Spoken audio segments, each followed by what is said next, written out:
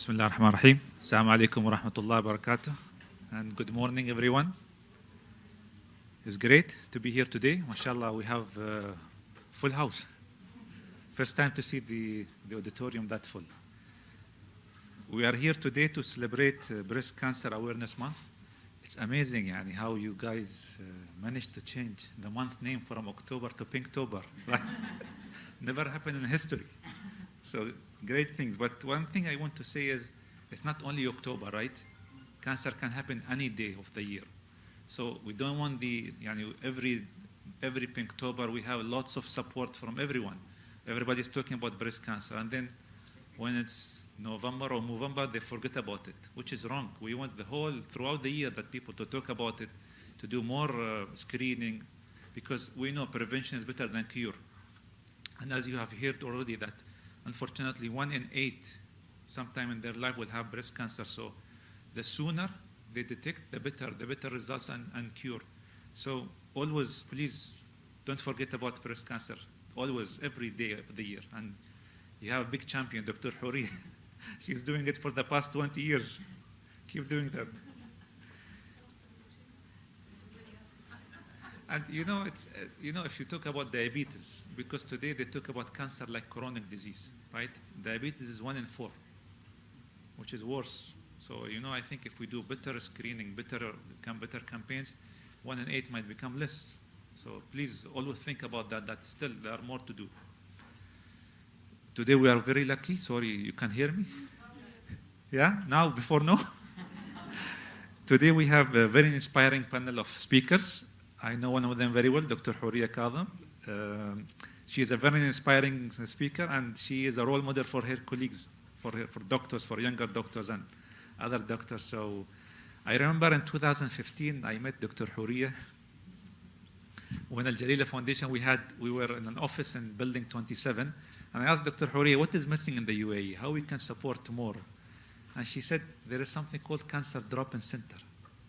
I asked her a lot about that, and she explained, she took the time and was patient to explain to me what is Cancer Drop-in Center. And alhamdulillah, when we built the Jalila Foundation headquarters, and we have a space, I didn't forget. So we had a good meeting with the Marriott Business Councils last year in 2021, and they asked me how we can help you. And I said, okay, there is one thing to do. And I explained about Cancer Drop-in Center and how to do it. And immediately they jumped into it and they said, we'll take it, we'll make it happen. And thanks to Marriott Business Council, they made a UAE-wide fundraising campaign in all hotels. MashaAllah, there is the needed money to build the center. So it's a testimonial that Al Jalila Foundation, they mix dreams into reality. And you are all here today because we have that center. And one thing I want to say about the center, I'm sure you know much better than me. They provide lots of services. They have yoga classes, drawing classes, lots of classes, all for free. And the other day I met, she's not here today, Miss Pierre. And she said, and I asked her, why you like Majlis Al-Amal? And she said, and I quote her word, it's a home away from home. And when she said that, I said, okay, we as Al Jalila Foundation, we did a good job. Having said that, I would like to call Dr. Houri to the stage because I think the team wants to give you the key of hope, because you're really still lots of.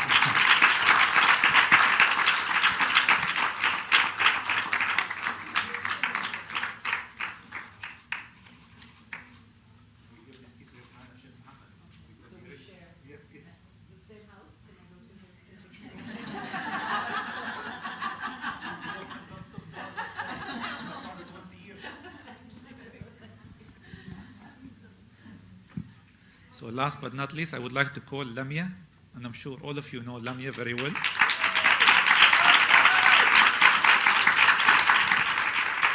So, you know Lamia, she is a mother of 4. She is a breast cancer survivor, and we are, as a Jalila Foundation, we're very lucky to have here to run the Majlis of Amal, because she is, mashallah, she don't need to tell her to do. She knows what to do. She is organizing all the events. So she is mashallah, as we say in Arabic, shu'lat nashat, ball of fire. So mashallah, thanks to you, Lamia. Thank you to all of you, and wish you all the best. Hi, good morning, everyone. It's super lovely to see everyone in this room today. So heartwarming to see that you're all interested to come and hear what the Jalila Foundation and our lovely panels, speakers who are going to share their information. As you all know, my name is Lamia. I run Majlis Al-Amal, and it's been an honor to be part of that center. It's a center really opened for women on their cancer journey. So women would come to the center, they would get the emotional support through attending different events and activities. We really invite professionals, we invite speakers to come and volunteer their time in the center. They volunteer by giving hope and tools to empower women on their journey. Coincidentally, before I came to Al Jalila Foundation and I take the job, I was diagnosed with breast cancer. So I was, I have a lot of notes. I don't like to speak from notes. I was diagnosed with breast cancer in August 2020, and I am a career woman. I'm a mother of 4, very busy woman, attending sports day for my kids, chair of the PTA in my kids' school. I'm the soccer mom on the side, cheering for my kids. I was doing everything, everything. I was a mother, a daughter, a sister, a friend, a boss. I had on every single cap you can imagine. Such a hardworking person. But rarely did I put the cap on for Lamia. So if I'm not feeling well, if I'm sick, the last thing I would do is to get checked. I'm a highly educated person. I'm a graduate of a university. I have a master's degree. So I should know. I should know that I need to go and get checked. I was diagnosed late stage 3. So there is a red line with your health. There's a big red line. Don't forget yourselves. A happy woman is a happy mother. A healthy mother is a happy family. And your health is the most important thing that you can have. There's nothing else more important than your health. So I got diagnosed.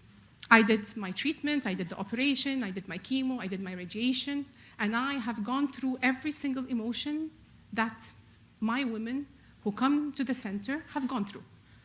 Losing hair, eyebrows, eyelashes, feeling of despair, anxiety, everything that they've gone through, I have gone through. So we built a relationship.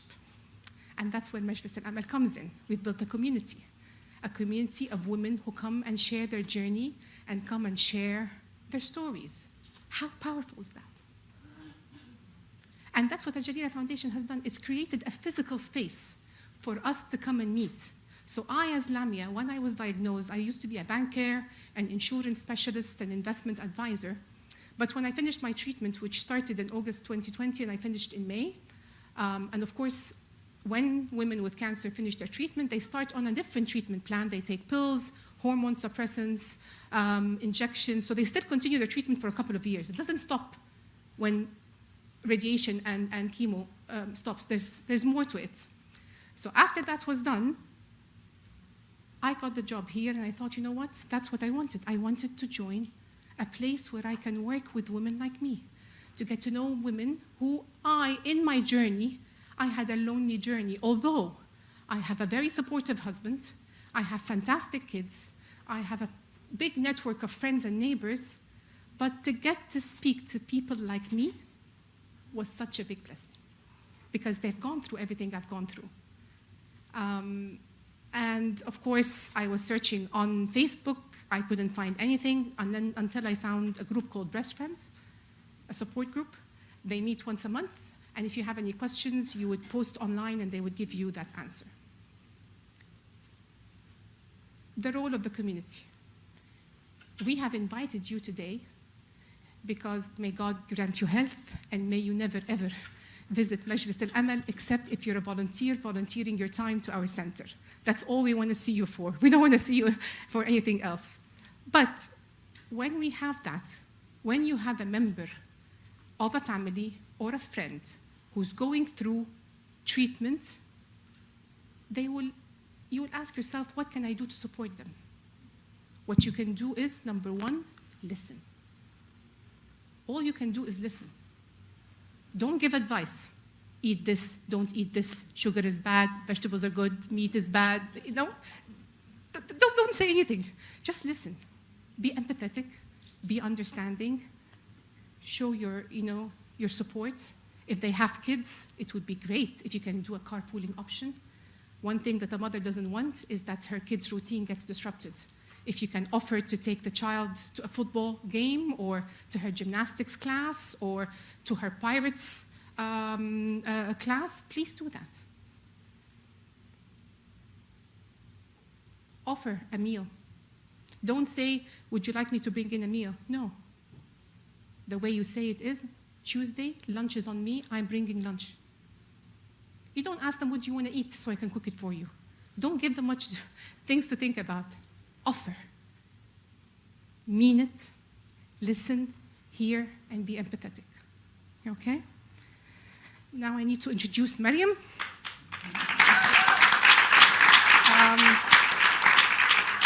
So our moderator, Maryam, I've known her for many, many, many years, and she's an old friend of Jalila Foundation during her time in MBC. Maryam Farag is a businesswoman, media specialist, humanitarian, and international keynote speaker. She is also the founder of Humanizing Brands, through which she helps businesses and media develop and implement global strategies and values for sustainable, diverse, and inclusive operations. Prior to this, Maryam led one of the MENA region's top media conglomerates, MBC Group, where she established impactful partnerships as the founding head of brand reputation, communications, and social impact. She is often invited to speak at regional and international media and forums, such as TEDx, where she delivers motivational keynotes on tech for good, women empowerment, community impact, and youth development. Maryam is my friend.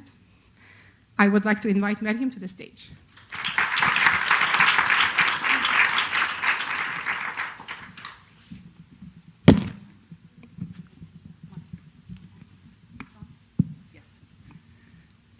Good morning, everyone. Thank you, Lamia, very, very much for this humble introduction. I would like to first thank Jalila Foundation and Al-Amal Majlis for having me here today, and obviously Lamia for giving me this opportunity to moderate such a heartwarming and a subject that I'm quite nervous about. I told Lamia prior to the event that I've moderated so many sessions before, but they were always very corporate or media related or tech related, but this is my first time to moderate such a beautiful and heartwarming panel based on stories, humanitarian and human side stories. So I would like to introduce my first panel, Dr. Huraya and Shivani. Please join me on stage.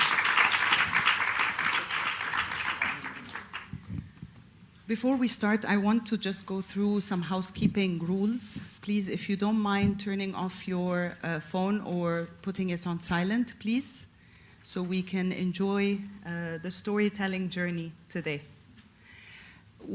And we will give 2 minutes after the panel, after each panel, because we have two, for questions or anything that you would like to ask or anything that you would like to talk about. So I would like to start with Dr. Huraya, because we had a conversation backstage and we were talking so much about early detection and prevention. And I'm 47. I'm proud to say my age.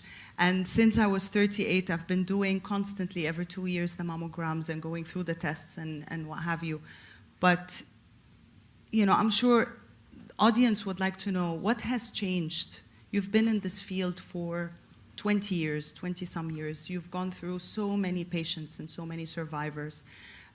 What has changed medically, and what can we do as a community in general to really know more about what's out there besides early detection and besides going for your usual mammogram?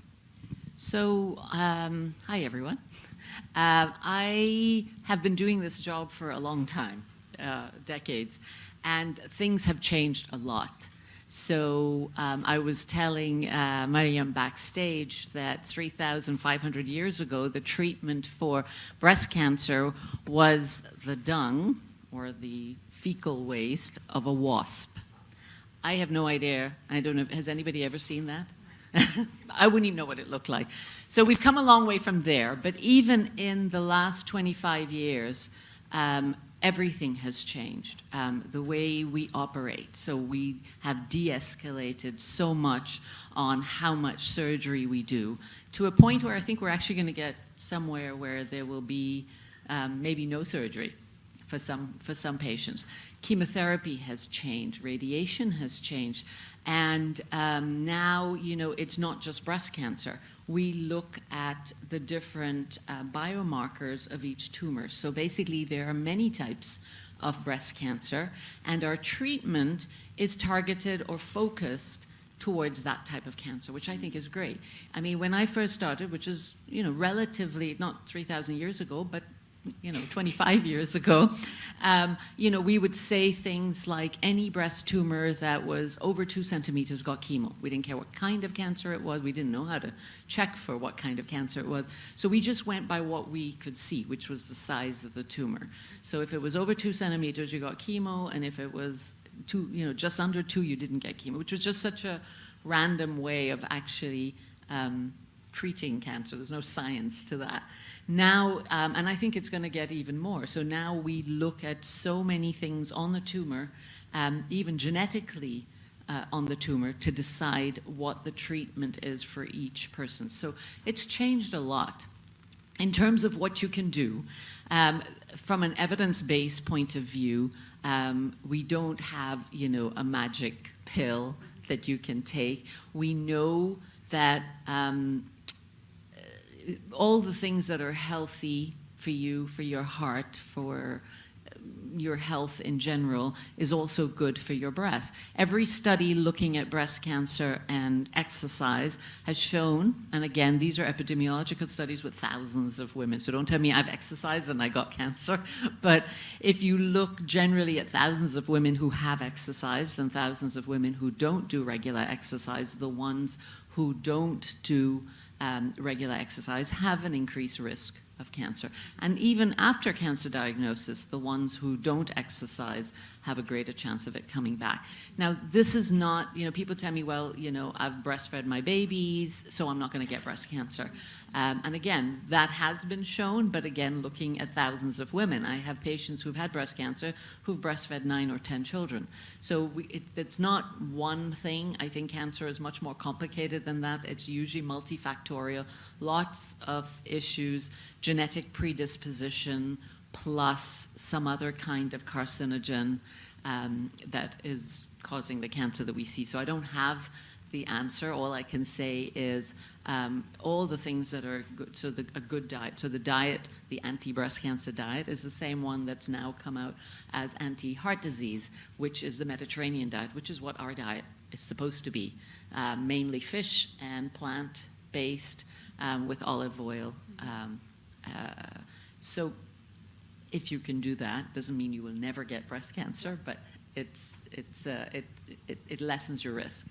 Absolutely. I mean, we heard of so many myths, like don't put deodorant and so many things that, it goes back to circles back to you'll avoid getting breast cancer. But as we read and as we learn from experts like yourself, is that you never know. So we try to do what we can do as a community and taking care of ourselves. Like what Lamia said, it resonated a lot with me because this morning I was just having that conversation with a friend who was like, when are you ever going to take care of your health? Yeah. So this is such an important message.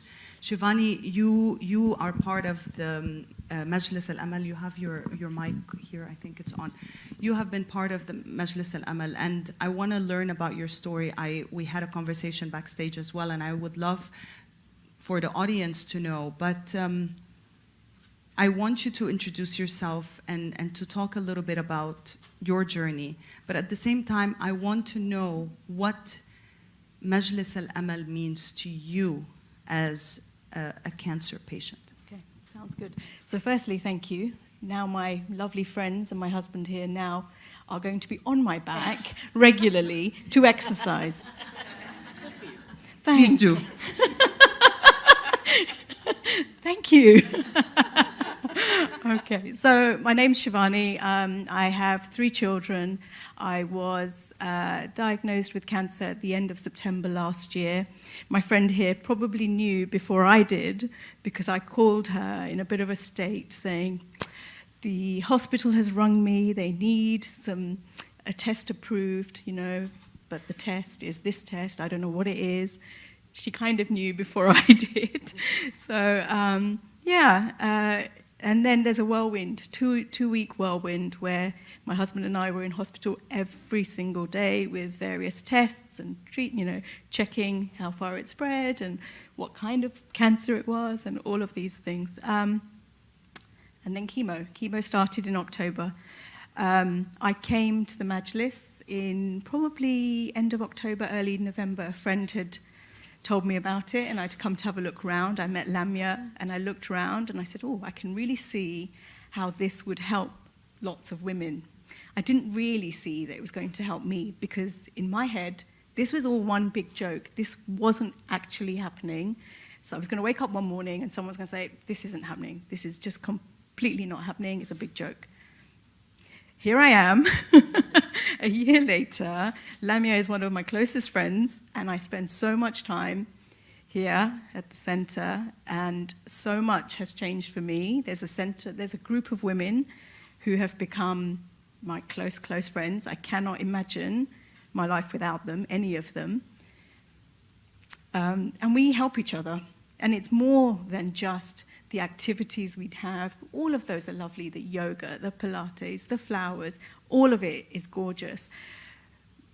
But the thing is, it's the friendships we take away, the support we have, the understanding that each of us has of, what we're going through. We all have we've all got cancer, but we've all had a very different journey. We'll all react differently. You were saying earlier that you had a patient who was climbing mountains. Well, I was fainting in my bathroom.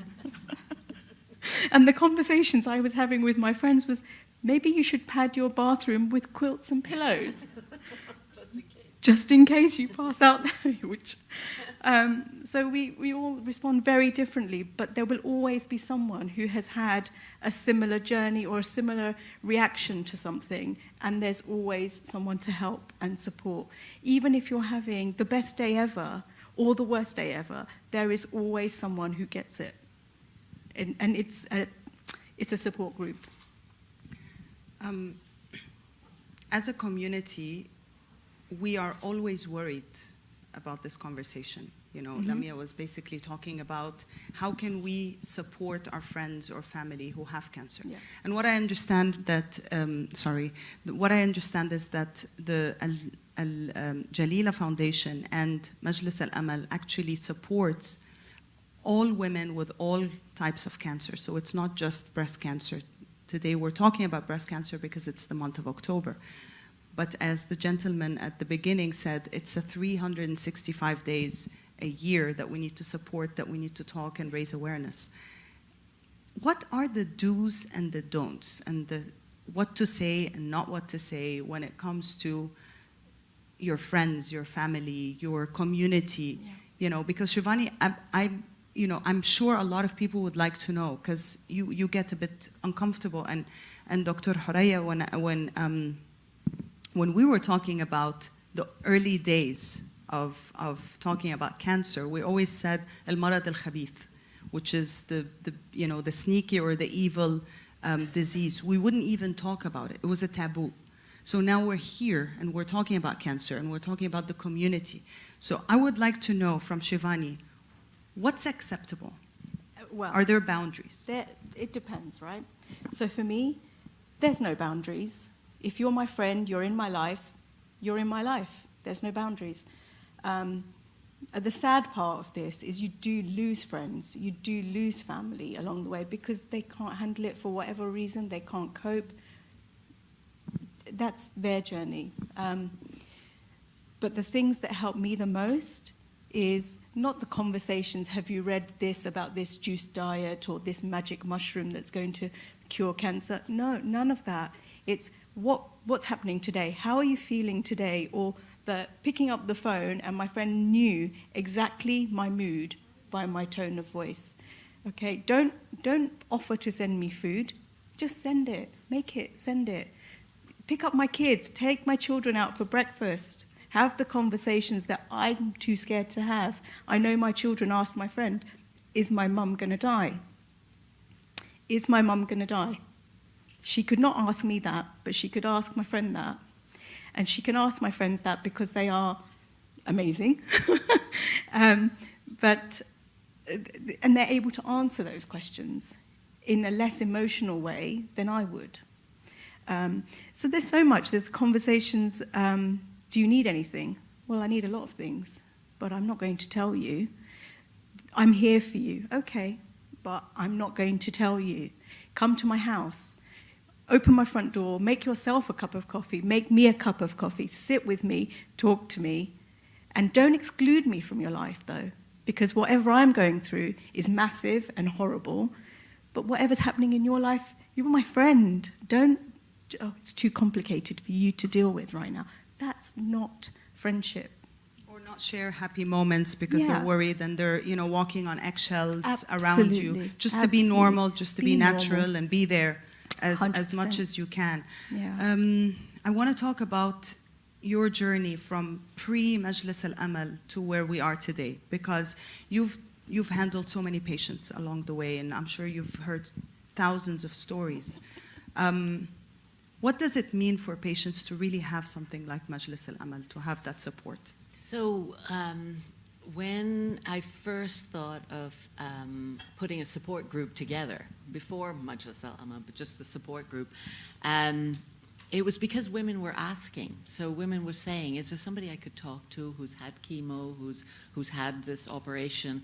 And so I would be putting people together one-on-one based on maybe similar age or background, language that they spoke, that kind of thing. But then when I wanted to actually make a purposeful support group, I did what most scientists do, is I sent out a questionnaire, and I think I got 2 back. And this is before WhatsApp and all of that. So I thought, okay, well, they don't want it. So I basically just sent a questionnaire to all my patients. And then as time went, I thought, I still had people asking. And so I actually roped in a couple nurses to call patients and speak to them directly and ask them, is this something that they would want? Firstly, nobody knew what a support group was, because they thought it was going to be like Oprah Winfrey. You're going to have to sit up here like we're doing now and bear your and as a community, we don't do that. Yeah. In this part of the world, we don't even tell our neighbors, let alone to sit like this and tell everybody I had cancer, I had this is what I felt, this is what I did. No. So we tried to say, okay, we can format this any way you want. So we managed to, through the nurses, calling everybody, okay, are you interested in coming? What days would be good? What times would be good? And then obviously you can't please everybody, because some people go to church and some people play golf and I don't know what. And we managed to get, in our first meeting, we had 65 women there, which was a lot. So then we came up with the name, they came up with the name Breast Friends, and we came up with a format, which was, they didn't want this kind of thing. They wanted something that was a bit more informal, so we would have an hour of meeting and greeting and tea, coffee, whatever, chatting amongst ourselves, and that's kind of the therapy that would be going on that you were talking about. And then the second part of our meeting would be something either educational, so like a talk on something related to cancer, lymphedema, breast reconstruction, something like that. Or sometimes we would do yoga classes and belly dancing classes and salsa and whatever, because, as I said, exercise is important. So we did that, and then the group sort of, we added a third part to that, which is what we called our close circle, because we realized that within this group you had women who were diagnosed recently, you had women who had been diagnosed 20 years ago, and there's some women wanted a little bit more care, a little bit more talking. So we then had what we call our close circle. And this was run by a health psychologist and a life coach. So to help with the psychological issues, but also to be able to help people get back on their feet, because many of my patients lost jobs or their lives just kind of went a bit haywire after. I've had husbands leaving patients in the middle of their cancer treatment. So the life coach was there to kind of say, okay, you know, this is how we do it. And then I realized we were having meetings once a month. And so sometimes our meeting would have been yesterday, and then today I meet a patient who really needs to talk to someone. And now I'm telling them they've got to wait 4 weeks for the next meeting. And drop-in centers exist in other parts of the world. They're few and far between, but they are there.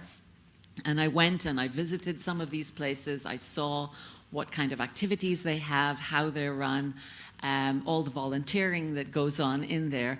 And this was my idea. The problem in Dubai is, of course, rent is very expensive. And for our normal monthly meetings, in other parts of the world, support group meetings could be in hospitals or ladies groups and things, but the problem for me is I didn't want it in a hospital because already hospitals are a reminder. I have patients who tell me they just drive by the building where they had their chemo and they start to feel nauseous. Of course. So I definitely didn't want anything clinical. And my mom was the one who gave me the idea. She said, why don't you just ask the 5-star hotels? And I was like, really? And I said, okay. So I asked them, and sure enough. So for almost 20 years, we had meetings in 5-star hotels for free with food and drink. That's the power of partnership. Yeah. Amazing. And so then the idea was there, and it was kind of brewing, but there was financially we couldn't do it. Breast Friends didn't have money, and that's where Jalila came in. And how we started. So when I listen to you speak about it now, it's like I'm going, oh, that's so cute. And that's how we feel about it. Because it means that it's actually working. It is what we wanted. It's something where, as Dr. Abakarim says, what the lady had said, a home away from home. Yes. Somewhere where you can drop your guard, where you can just be yourself. You don't have to pretend. I remember the first meeting we had, before the first meeting, just before, Evelyn Lauder, Estee Lauder's daughter-in-law, who had breast cancer, the one who started the Pink Ribbon, was in Dubai. And we met, and she wanted to meet some breast cancer patients. So I got some of the ladies from Breast Friends. And it was so hard at that time, because we were just so new, to get local women to come forward. But I had this lady who came, and I begged her. I was bargaining with her that you have to come. So she came. And she had a lovely, day with Evelyn and with the other ladies. And then she wrote a poem about it after. And she said to me, I didn't realize what a barrier I have put up every day of my life. I walk around like I'm fine. I walk around like I haven't gone through this. But I have. And to sit in a room with other people who've done exactly the same thing, who've lost their hair, who went through all of that, and I could just, let it go and be myself. And then she was actually quite a big supporter of our group. But that's the kind of thing that we had to deal with, was that we still have that, by the way, that where women here still don't, are not that open with extended families, with the neighborhood. Yeah. Do you know what I mean? Yeah. That's real. Yeah, That's very because real. it has other implications. People go, oh yeah, nobody will marry my daughter because I had cancer. They think now my daughter, I've passed it to my daughter. It's things like that. And speaking prior to the event and talking about families leaving, husbands leaving, abandoning, the whole thing and just going off. Apparently this happens a lot, and it was a shock for me because I'm like, what? I want to talk about, right before we wrap up, and then I open 2 minutes for questions because I'm conscious about time. I want to talk about the highs and the lows, Shivani, because I'm sure we're talking about from fear to hope. Yes. And we want to talk about hope, and we want to talk about victories. We were talking about celebrating victories and celebrating success. Every day you wake up, it's a victory. You're here, you're alive. 100%.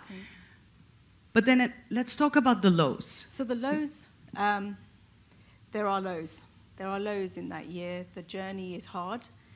The moments when you're sitting on your bathroom floor at 4 o'clock in the morning with a nosebleed, and you're wondering, what is the point of this?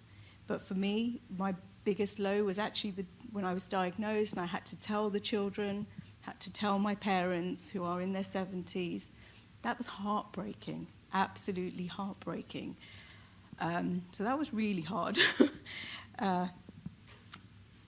But we're here, we've done it, and as you go through the process, you find it really hard to celebrate, you know, kind of finish chemo, let's celebrate. But I found it very, very hard to celebrate. But I'm so blessed to have some amazing people in my life who push me in so many ways to celebrate the small things.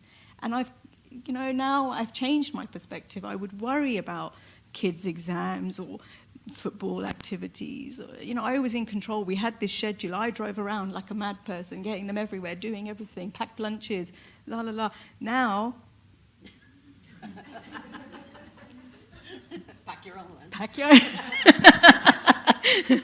or, and thankfully, I had a great group of friends who stepped in and took the kids to activities when I couldn't sort out uniforms or I just physically wasn't able to get somewhere. Somebody sorted one of my children out with a dress or a uniform or a costume for whatever it needed. I needed to have weekly injections after chemo. I couldn't face doing them myself, so I had a friend that came and did it for me. Those are highs. Yeah, those are highs, and I think it's also very important to say that, you also need to be open to that help, because sometimes with patients in general, I'm not talking about cancer, just in general, whether you had a traumatic accident or what have you, you tend to feel like, no, I don't want to burden them, or no, you build that wall. So I see you're very open. But I wasn't. To help. I was not. So that's a victory now. We need to celebrate. Absolutely. I was not open to help. I'm absolutely fine. I don't need help. Yes. I will manage all of it, Yeah. was literally what I would say. And I would say, no, you won't. I am going to go and buy those trousers for you because you need some soft, comfortable clothes. Or I'm going to come with you to chemo. My husband came to every single one. I said, you don't need to come. And he said, no, I'm coming. Yeah. And I think it's important, you were so lucky to have that, but Dubai is a very transient place. Yeah. Yes. So I have patients who have absolutely nobody here, people who've just arrived or people who have one or two friends. And so I think when we talk about the community and the things that we can do, and as part of the group, we have buddies that will go with you for your chemo, that will drive you to radiation because it's every day and you get tired. So I think that's another thing where the Majlis can come in, and the community as a whole can come in. You don't have to be a cancer patient. Just before you arrived, a lady walked into the centre. She was having her last treatment. She just burst into tears. And, we didn't know her name. We didn't know her phone number, anything, but now we do. Yeah. She has a set of friends.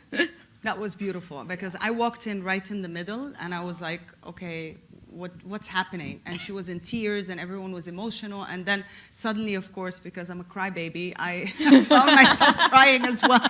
And it was just, but it was a beauty, because I saw it right there and then. What I'm doing now with the story, I saw it in action, and it was just like, it was just beautiful. Yeah. Because that's the power of the community. Yeah. Now, unfortunately, I'm going to have to stop here and open for 2 minutes, literally 2 minutes of questions or comments or, anything that you would like to share with us today, or just to cheer them on for everything that they're doing. Yes, please. Can we have a mic to... Thank you. Hello, my name is Natasha. Thank you so much for sharing your story. It really resonated because my best friend was recently diagnosed with breast cancer. And I can see that myself and her ecosystem, we're trying our hardest to know how to kind of engage with her and be the best support that we can. And I was just wondering if Majlis Al Amal or any kind of, or Breast Friends, do you guys do any kind of engagements for the ecosystem?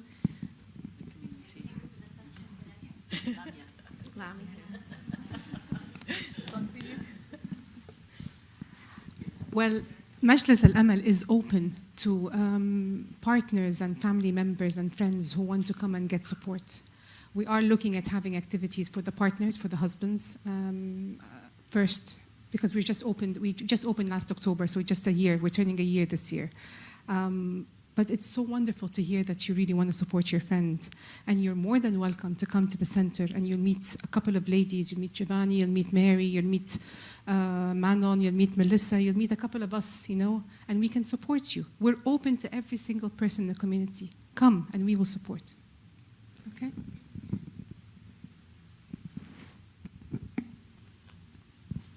And also volunteers. They need volunteers. They need, a wider circle of people coming in to support. Any other questions before we wrap up? Assalamu alaikum. My question is to Dr. Horia. Actually, it's related to the breast cancer, maybe, or any other types of cancer that is related to the breast, because Dr. Anwar Hamadi posted 2 days ago about a disease called, or a type of cancer called Paget, I don't know how it's pronounced. It's about, it looks like an eczema. As per his description, it looks like an eczema, but it's actually a type of cancer that affects the breast, and it's diagnosed at a very later stage. So we want to know from your side, doctor, if such diagnosis can happen also while we do the mammogram and the normal breast cancer checkups, or this should go on a different level?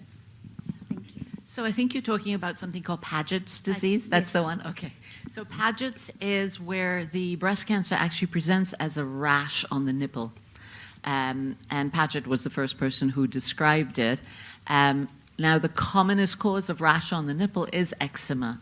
So the reason why these cases are diagnosed late is because they're being treated by dermatologists as eczema for a long time. But with any part of the body, if something is persisting, if it's not going away with the usual treatments for eczema, or if it goes away and comes back, then that's where we take it to the next step. And the diagnosis of Paget's disease, to differentiate it from eczema, is by what we call a punch biopsy. It's like, those hole punches for paper, paper. So we have a small one that we use for the skin, and we can take a punch off the skin, and the biopsy will show Paget cells. And that's how we know that this is Paget's disease and not eczema. Usually, there are some other findings on the mammogram inside the breast. But yeah, it is one of those things. I've been caught out before with Paget's because eczema, as I said, is way more common than Paget's disease. But eczema tends to be on the areola. So, the area around the raised area of the nipple. So, the nipple has the part that comes out, and then you have the colored ring around it. So that areola is where eczema usually is, whereas Paget's is usually on the nipple. It can spread to the areola, but it usually starts on the nipple. So there are ways to kind of tell it apart, but basically anything not getting better should be looked at by take it further, basically. Well, thank you very much. I would like to thank both of you for everything. We're going to move to our next panel. Ladies, if you may join me, Mary and Candy.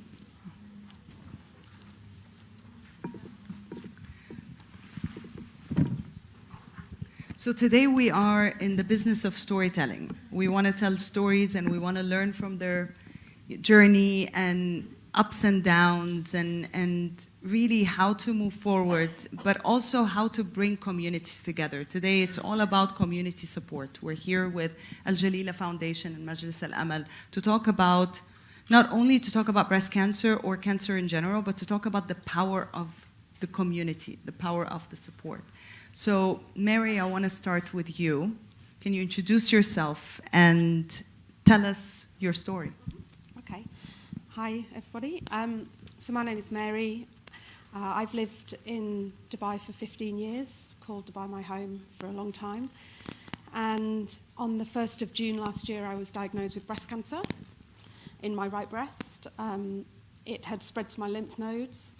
So a little bit like Shivani, from the day that I was diagnosed, the next 2 weeks were a bit of a blur. Daily tests and ultrasounds and scans and mammograms until we had a treatment plan in place. And during this time, I had recently separated, so I was on my own with my two young children, and I was also moving house.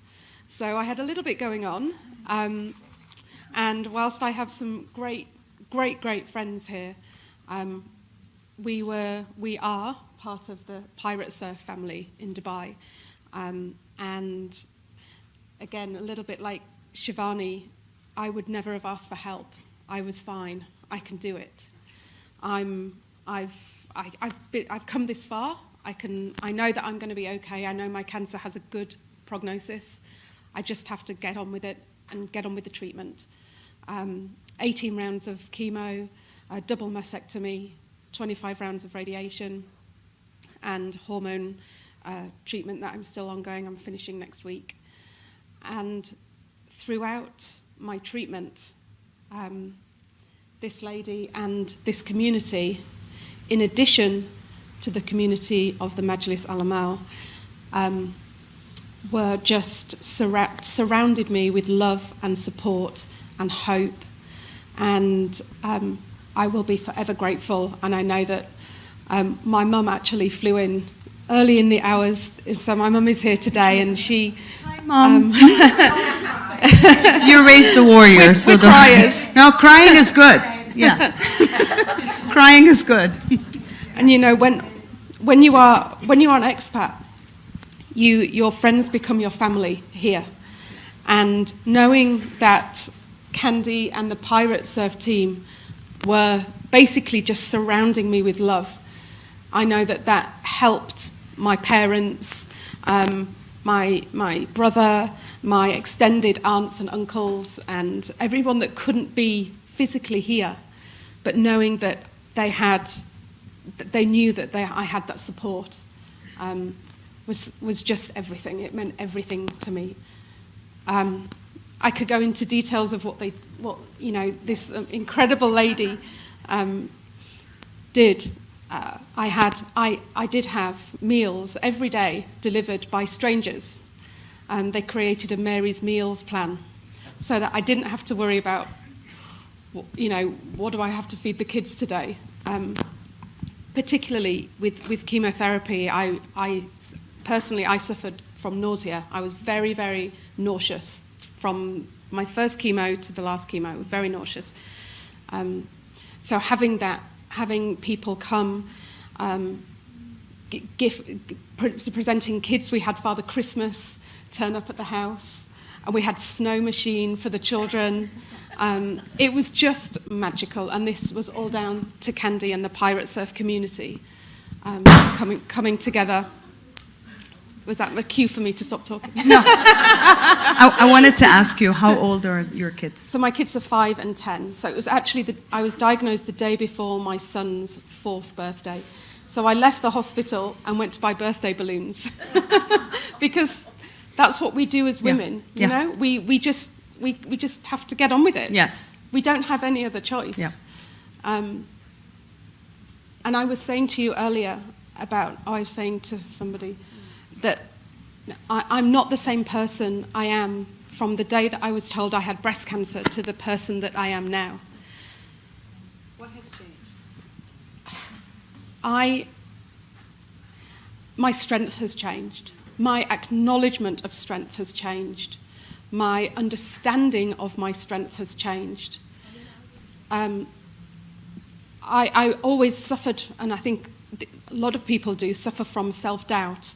And you doubt yourself. How am I going to get through this? How am I going to be a single mum? How am I going to support my kids? How am I going to work? How am I going to continue to work? And actually, one thing that breast cancer has taught me is that I am so much stronger than I ever would have believed to have been had I not had breast cancer. And had I not...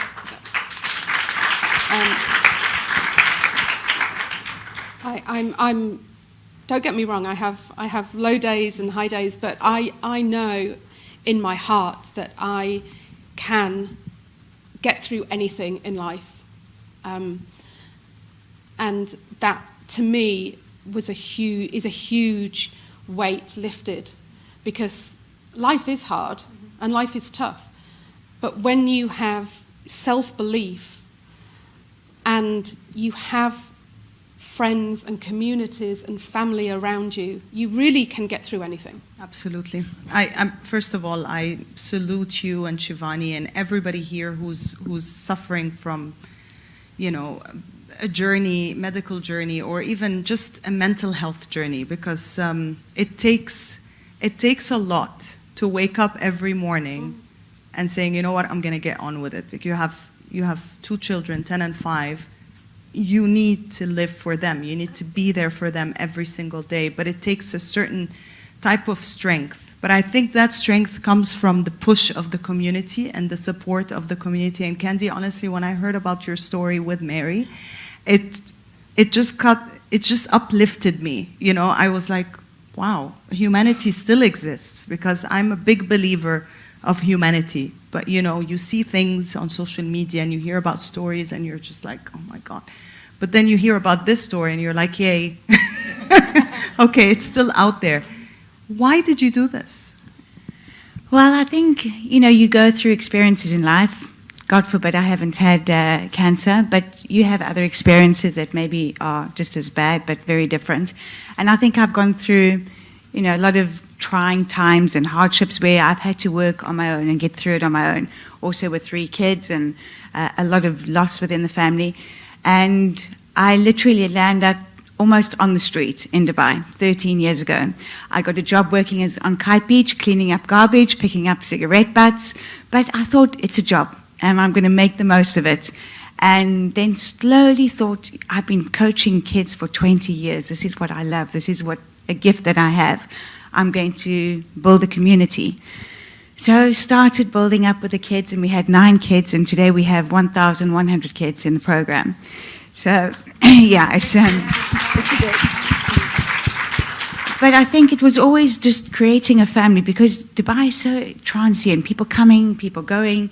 You have, some of us are very lucky, or some people are lucky to have family, but a lot of people don't. And I think, we pack animals. We need support from each other. And to teach the kids from a young age, as we take them from 5 years, what is community? What is it? And we actually don't even use the word community. We use it as a family. So it's a huge family, and it doesn't matter who you are, where you come from. You look at social media and what goes on in social media, and I just think, no, I'm going to change that. I'm very old school, as everybody who does know me. I call a spade a spade. And I say that to the kids as well. Our purpose in life is to give back. That's what we're here for. We're here to make people's lives better. So everyone can contribute towards that into making a change. So, Pirates is a gift. It's a gift that I have to be able to, do things like that with Mary. She's the one that gives us strength. But look at her and think, oh my God, she's on the beach. She's, as sick as a dog, but she's there. She's showing up. So it's, it's our duty to be able to. And it's a privilege. It's an absolute privilege to be able to help others and to help people like Mary and her family, get through situations, get through, the incredible tasks that, a lot of you women have had to do. So, yeah, it's a club, it's a family, it's a community that is a precious gold. It's a precious gem that, is the work that we've been able to do with, Mary and other parents is just the most incredible privilege that we'll never take for granted. Well, I'm, for one, I follow Pirates on social media because of my friend Hiba, who I've known since we were children, running around. And she's, of course, yeah, we're still young. She's a big believer in Pirates and a big fan, and I see her boy just growing with this community, and it makes me smile, actually, because I've never tried it. I have older boys now, but I just see the volunteering, and I see the sense of community that you really have built. I've been in Dubai for 17 years, so I know that my friends here from so many different nationalities are my family, my chosen family. So I understand when you say you've been through hard times, both of you, and my God, I'm in awe with your stories, because we get inspired. But I think also what I'm getting from this room today is empathy is very important, kindness is very important, and just being there for support. Mary, I just wanna learn, how did you handle this with your children? Because we keep talking about the community support, but I want to know, as a mother and as a single mom, which is even twice as hard, your kids are so young. Like, how did you explain this to them, and how did they take it?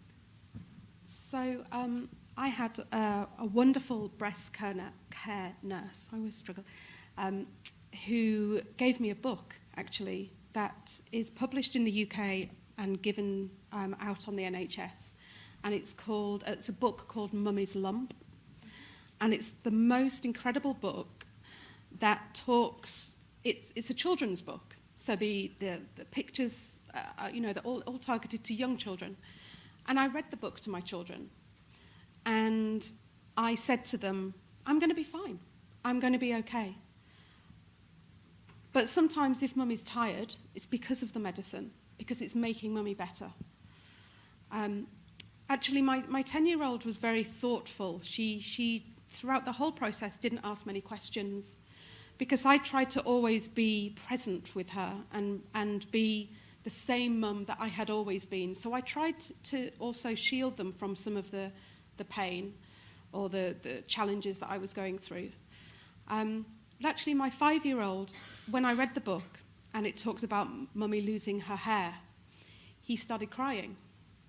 And it really shocked me, because he's very happy, very boisterous, very, isn't he? But yeah. And he said, but I don't want you to lose your hair, mummy. And I said, but by me losing my hair, it's making mummy better.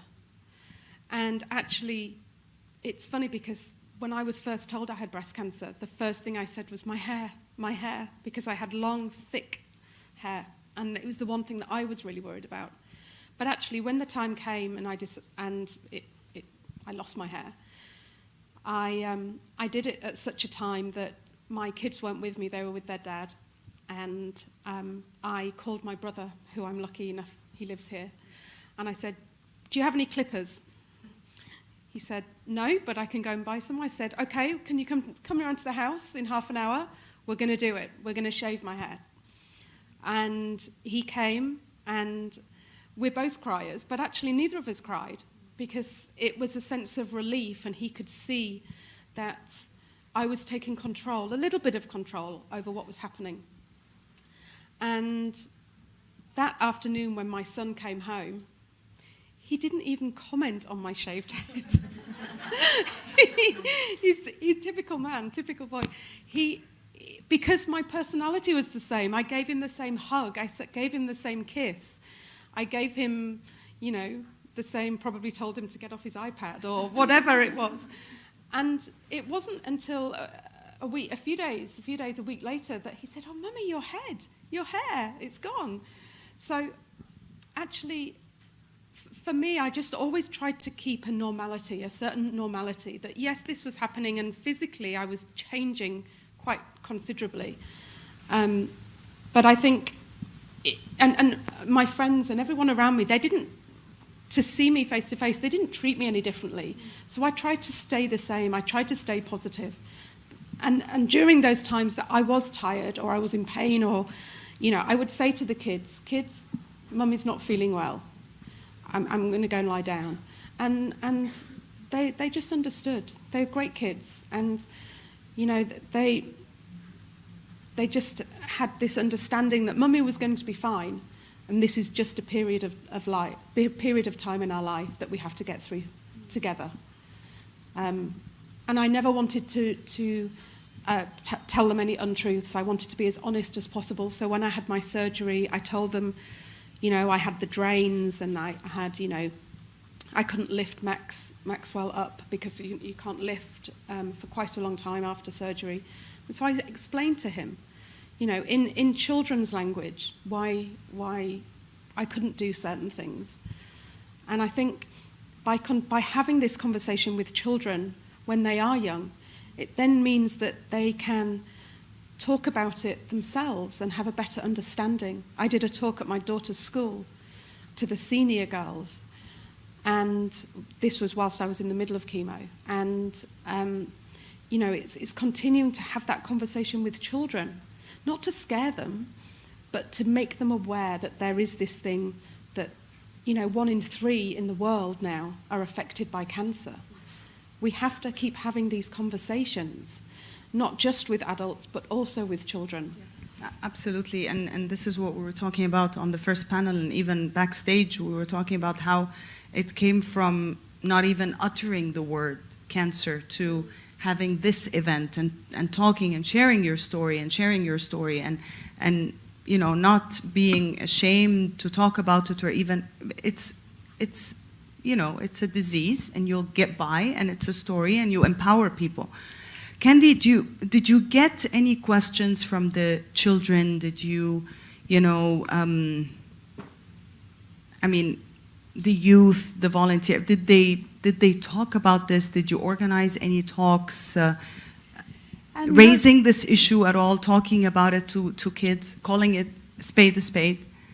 Yeah, of course, but I mean, it's you make it in such a positive aspect, like we're helping somebody to get better. It's not anything that's negative. It's not anything that, there's not even a 1% chance that Mary's not going to get better. That's the kind of, you know, outlook that we have, and we teach the kids as well. There's never that one little bit of doubt. I don't care if it exists. If it doesn't exist in your mind, it's not there. That's what I do. So, no, it's fine. We're all good. We're fine. So again, just to make sure that, you know, if the kids see it, then they would obviously talk to Max and to Tilly, you know, that, you know, it's all good. They're actually doing something. When people can feel, so many people want to help, but they just don't know how to. So if you can give them a direction and say, right, there's the meals, you're going to cook this for the next 6 days or 7 days, they feel part of the journey, which again, you know, for Mary to think, there's a different car showing up every day, and people actually so enjoying some of the efforts in the meals were so beautiful, from toys to desserts to cupcakes. I thought, whoa, that's Such really pampering. good. Huh? Yeah. So again, it's just to always keep that positive, kind of loving, happy, we got this kind of feel throughout everybody. And it just, happiness is contagious, you know, love is contagious, kindness is contagious. You've just got to keep that going the whole time. You know, I'm happy listening to this because, as I said, I've been here for 17, almost 18 years. And where I come from, or, you know, when people hear me talk about Dubai, and then they're like, oh, but, you know, you're away from family, or, you know, you don't have the same support that you would have if you're back home with your mom and the uncles. And it's not true, you know. So I think we need to tell those stories more, because when you, yes, it is a transit sometimes you feel, but you know, you meet people that have been here for 20, 25 years, even more, and they consider it home away from home. So it's not a myth, you know. Yes, you have the towers and everything else that's happening, you know, going to Mars and all of that, but you still have that sense of community that grounds you. You have the children on the beach, and you have the moms bringing the meals and taking you to the hospital. And it's just so beautiful to hear, to be reminded that the community support is still there. Absolutely. And I think that, you know, with us, we've had the same kids join. Our head coach is now 22. You know, he started when he was a chubby little 10-year-old kid. So to see him come through, and it just to give that consistency that I've been here 23 years now. You know, it is, the community is growing, and the need for a community is growing even more so. People need to feel there is a home, there is somebody to lean on, you know, because Dubai is very diverse. You've got from the affluent right down. Kids don't understand it, you know. Well, no matter where we go, I say, I don't care if your father comes to work in a helicopter or you're on the back of your parents' bicycle. We are all the same. We are all on the same level. Our hearts are all the same. Our souls are all the same. Our feelings are all the same. So regardless of your background, you know, we all form part of this community. We accept each other for what we are. Absolutely. I'm going to open now for quick questions, remarks, comments, anything that you would like to say to our amazing speakers before we wrap up. No? Well, for one, I want to thank you really for sharing your story, but also for being so brave and going from fear to hope, and you're continuing the journey. And I salute you honestly for your courage, because it's, you know, it's an ups and downs. And Candy, my God, you have created something so beautiful well done. I can see that you are very teary from the beginning. I never cry. But The I haven't kids said tell me, Mom, don't anything. cry. But thank you for all your support to everyone in the community. And I would like to thank Jalila Foundation for actually bringing us all together and Majlis Al-Amal, the lounge of hope, that's giving hope to so many people and so many patients. And to Lamia and to everyone here. Thank you for having me. And yes, let's continue the hope.